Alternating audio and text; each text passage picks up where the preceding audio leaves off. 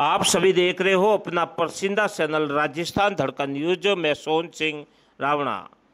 तहसीलदार बनने के बाद तोलाराम देवासी तखतगढ़ अपने निवासी स्थान पर पहुंचने पर देवासी समाज के पंच पटेलों और नगर के कुछ गणमान्य नागरिकों बंधुओं ने साफा माला पहनाकर मुंह मीठा करवाया और सभी में खुशी का दौर देखने को मिला, जिसमें लुम्बाराम देवासी, सुकालिया, सवाराम, जवानाराम और सालुड़ाराम, हीराराम, जामाराम, जवानाराम, लालाराम ये सभी रहे मौजूद।